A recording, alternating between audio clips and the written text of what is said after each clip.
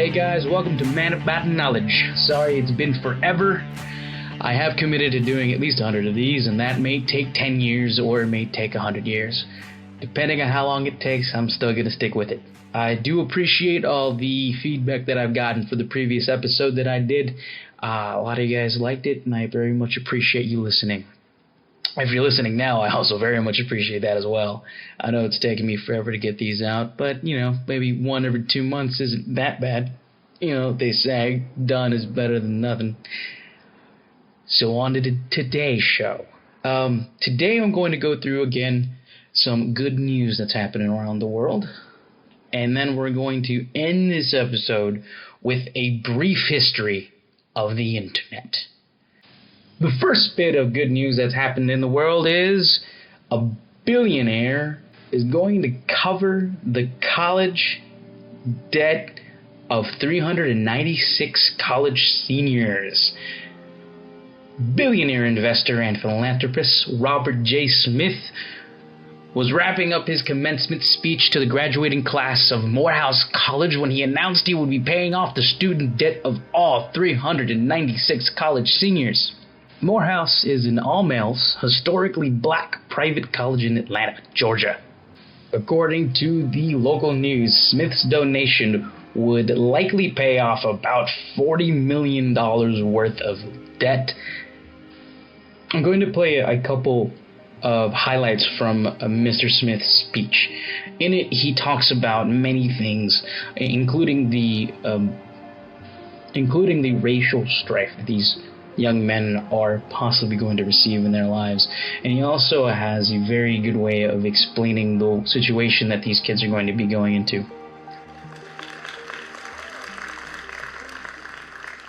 Earning a college degree is one of the most impressive and greatest accomplishments of life. But success has many parents. And as hard as each of you have worked and have achieved today, you've had a lot of help along the way. We are all the product of a community, a village, a team. And many of those who've made contributions for you to arrive at this very moment today are with us. So first and foremost, I'm going to ask you one more time. You're going to stand up, you're going to turn around, and you're going to celebrate all these people, our community, our family, who are here to celebrate you.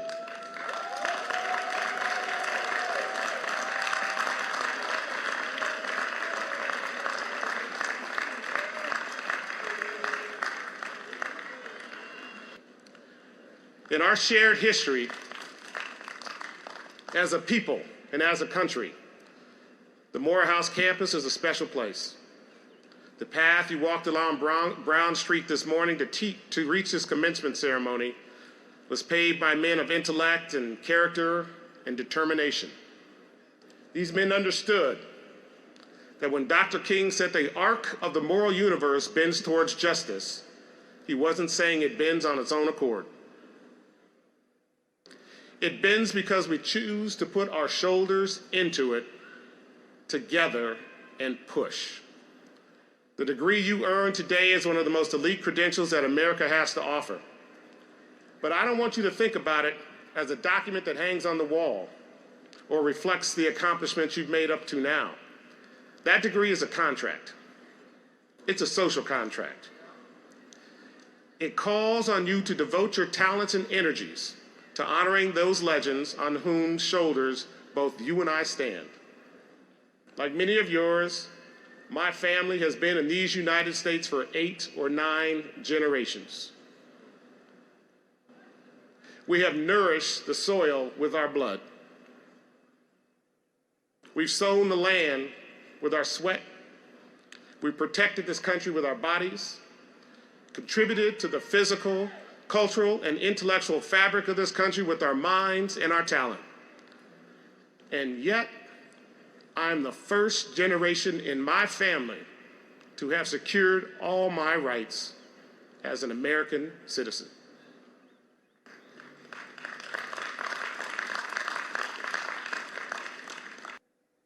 The cycle of resistance to oppression, followed by legislation, followed by the weakening of that legislation, followed by more oppression, and more resistance has affected and afflicted every single generation. And even as we've seen some of the major barriers come crashing down in recent years, we would be doing ourselves a disservice if we didn't acknowledge just how many of these injustices still persist. Where you live shouldn't determine whether or not you get educated. Where you go to school shouldn't determine whether you get textbooks. The opportunity for access should be determined only by the fierceness of your intellect and the courage in your creativity.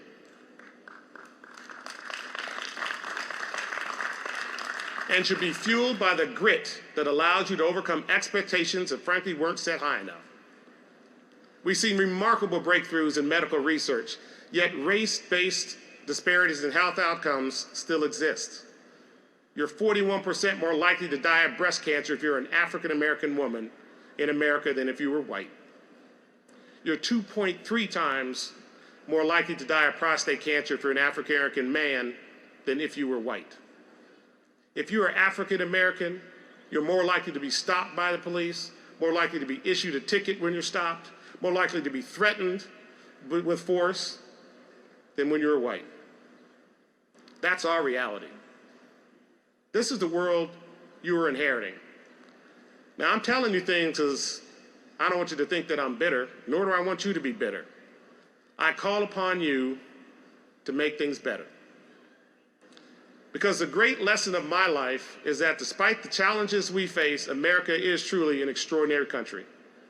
And our world is getting smaller by the day.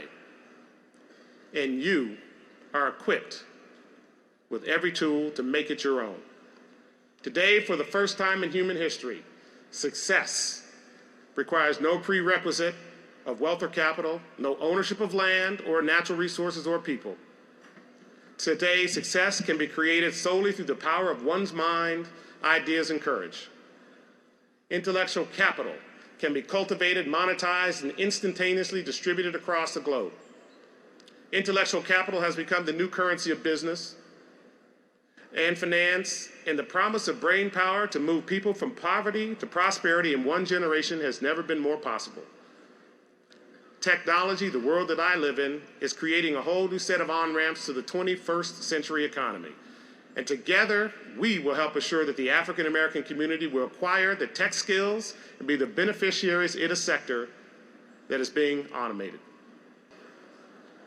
We all have the responsibility to liberate others so that they can become their best selves in human rights, the arts, in business, and in life. The fact is, as the next generation of African American leaders, you don't want to just be on the bus. You want to own it, you want to drive it, and you want to pick up as many people along the way as you can. Because I will tell you, more than the money, the awards, the recognition, the titles, we will all be measured by how much we contribute to the success of the people around us. How many people will you get on your bus number 13? We need you to become the elected leaders who step up and fix the laws that engender discrimination and set a tone of respect in our public discourse. We need you to become the C-suite executives who change corporate culture, build sustainable business models, and make diversity and inclusion a core and unshakable value. We need you to become the entrepreneurs who will innovate inclusively, expand wages for all Americans, and lower the unemployment rate in our communities. We need you to be the educators who set the standards and demand the resources to deliver on those standards and inspire the next generation. And we need you to invest in the real estate and businesses in our communities and create value for all of us in those communities. So graduates, look to your right, look to your left. Actually, take a moment, stand up, give each other a hug. I'm gonna wait.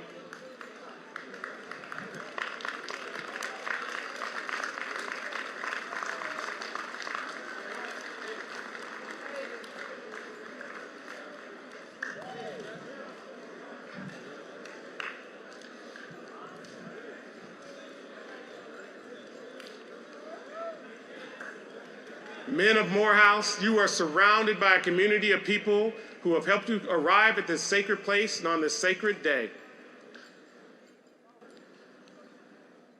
On behalf of the 8 generations of my family who have been in this country, we're going to put a little fuel in your bus. Now, I've got the alumni over there, and this is a challenge to you, alumni. This is my class, 2019.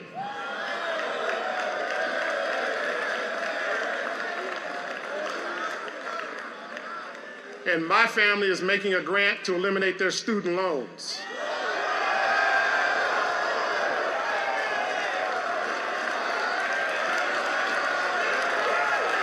If our standards for success are going to truly propel people into the right direction to further their lives, the system should not also put that same person in complete, horrible, debilitating debt for decades of their lives.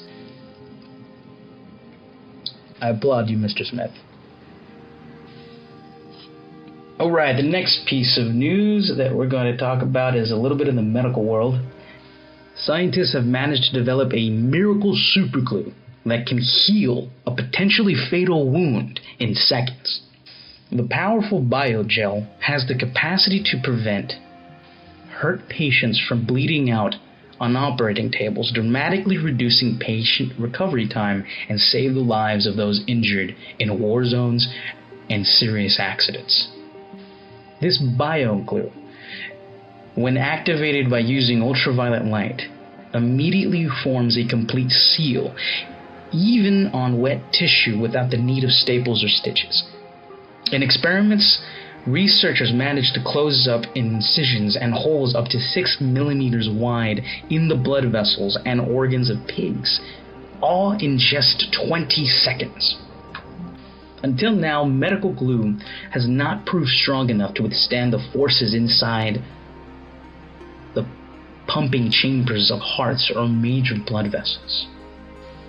Uncontrollable bleeding is a major problem in surgical procedures and after major trauma.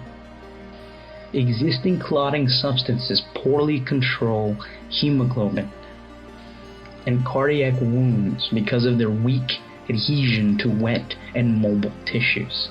The new gel, however, contains water and a cocktail of chemicals that is injected into the injured tissue. These compounds help to mimic the support structures of cells.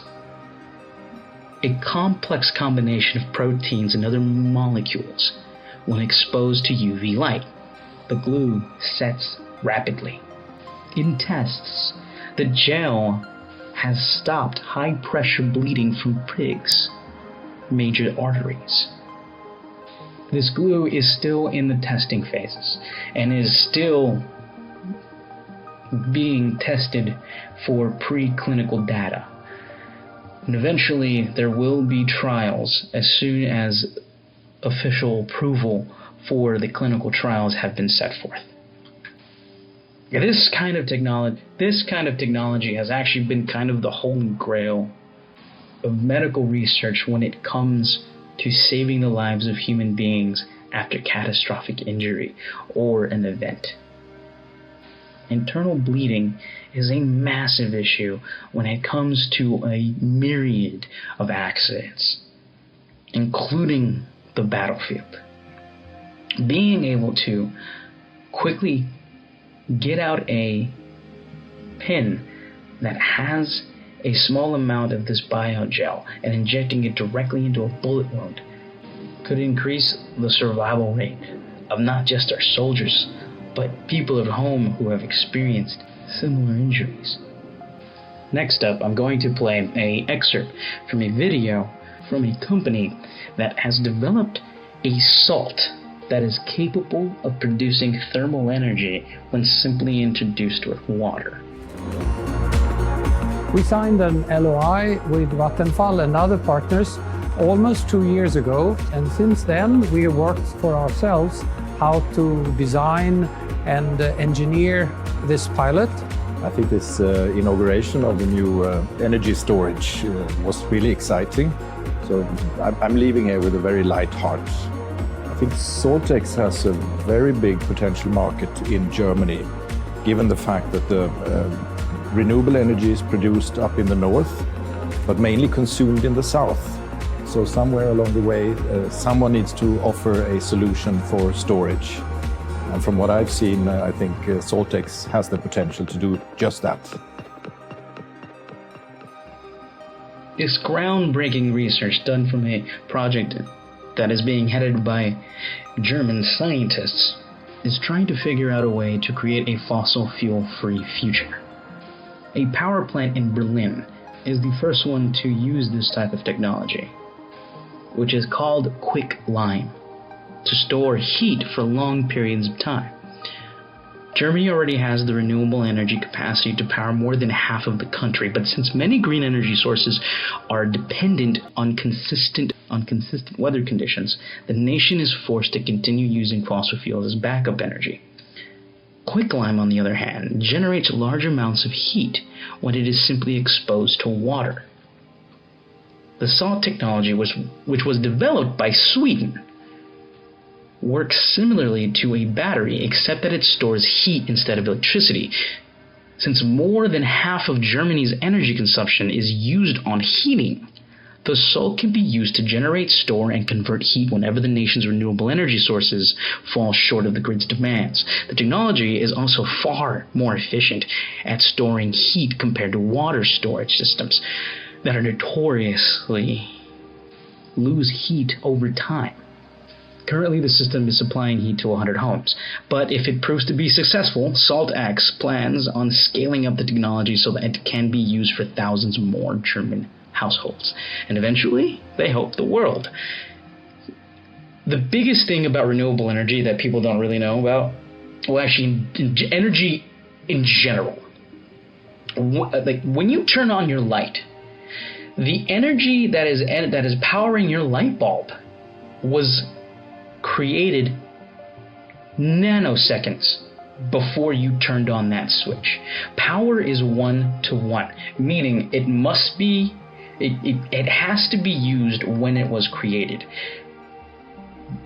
If you want to extrapolate that, it means that the turbine in the dam or the power plant that is generating your power had to just turn for you to get energy.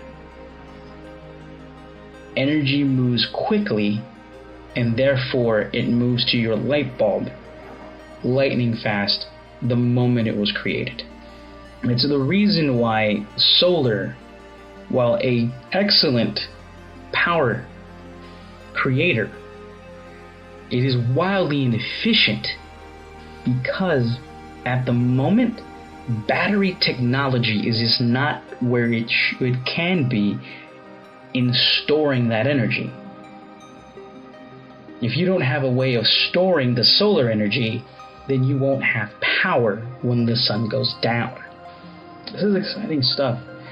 And it shows how far we are going and how far we have come in just a short period of time in trying to create a renewable energy source and technologies to help us further our ability to not be dependent on fossil fuels. Alright, so for the last part of this episode, I give to you a brief history of the internet. It spans the globe like a superhighway. It is called Internet. Just what is this main artery of the information superhighway? Every business, no matter how large, no matter how small, will be on the internet in the year 2000. Imagine, if you will, sitting down to your morning coffee, turning on your home computer to read the day's newspaper. And then it sounded stupid when I said it. Violence at NBC. Well, it's very hip to be on the internet. What do you mean? How does one? What do you write to it like mail? No, a lot of people use it and communicate. I guess they can communicate with NBC writers and producers. Allison, can you explain what internet is? I'm afraid that if I subscribe to something like internet, you would really be hooked. Millions of Americans own a personal computer. If you're one of them, you can now glimpse the future with nothing more than a modem, a phone line, and a few dollars a month. Speak. But it's very hip to be on the internet right now. There it is. Violence at NBC, GE.com. I mean, Well, Allison should know. When what do you is say internet that, Allison? anyway? Just what is this main artery of the information superhighway?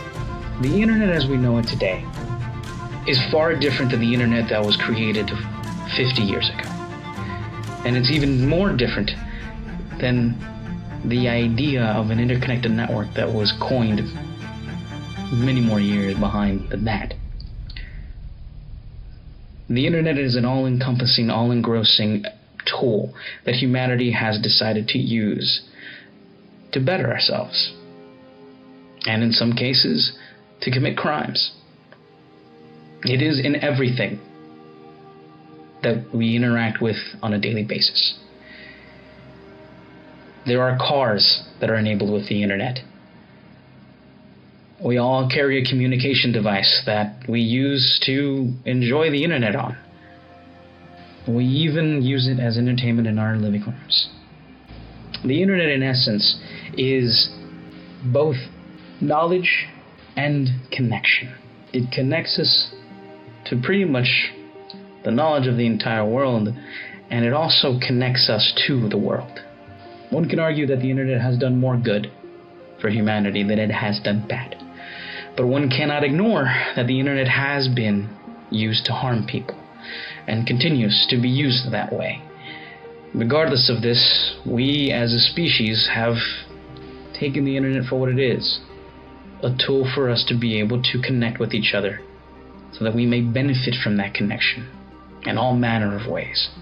At its core, I believe the internet is important and has done good, and in that, it's important to state that it can be used to harm people.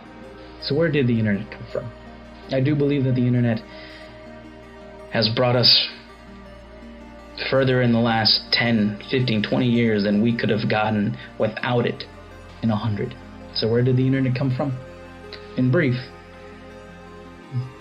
the ideas of an interconnected network, a worldwide wireless system, was actually, at least in record, thought up by many people, and very notably, Nikola Tesla in the early 1900s envisioned a worldwide wireless system. And as the United States was growing and moving towards more an industrial, more technologically advanced society, the idea of being able to share information between long distances was a kernel of an idea to many different people, especially researchers and scientists who worked around the world. It was these people who were trying to figure out scientific methods or trying to connect ideas with other ideas from researchers across college campuses, research facilities. These people were the ones that created the first network. First, there was the computer. The personal computer. Before that was the research computer. A machine used to calculate large numbers and large equations. Equations that the human mind could do, but would take years for a human being to calculate. These computers became a staple on college campuses and research facilities across the planet. The researchers in the United States of America decided that there is value in being able to connect these computers so that the computing power of all these computers could come together, hopefully create faster results and more intelligent networks.